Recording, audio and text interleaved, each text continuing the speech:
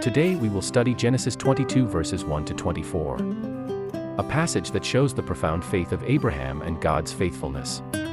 The chapter begins with God testing Abraham. God called Abraham and asked him to offer his son Isaac, the very son through whom God had promised to bless the nations.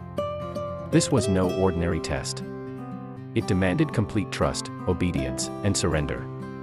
Imagine Abraham's heart. Isaac was the child of promise, the one he had waited for many years.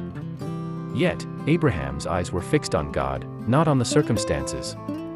Abraham obeyed. Early the next morning, he prepared for the journey, taking Isaac, 2 servants, and the wood for the offering. Along the way, Isaac asked his father about the lamb for the burnt offering.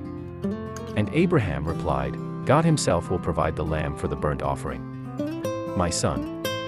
Gen 22:8. How profound is that statement of faith?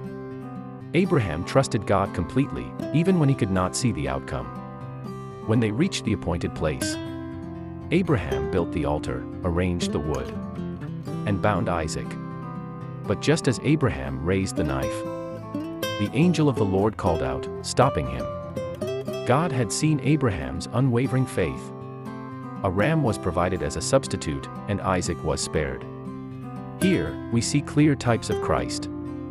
Isaac, obedient unto death, foreshadows Jesus, the Son of God, who was offered for the salvation of the world. Abraham, in his willingness to sacrifice his son, illustrates the Father who spared not his own son, and the deliverance of Isaac points to resurrection and God's miraculous provision.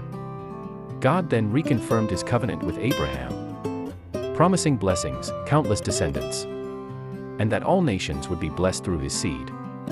This is a striking reminder. The man of faith keeps his eyes on God, not on the difficulty of the trial, nor on the results. Worship and trust in God are the true tests of faith. Remember the key word of this passage, worship, Gen 22:5. And some strong verses to meditate on are Genesis 22 verses 15 to 18. Where God confirms his promises and blessings for Abraham and his seed. So, as we reflect on this chapter, let us ask ourselves, are we willing to trust God fully, even when the path seems impossible? Will we keep our eyes on him, knowing he is faithful and his provision is perfect?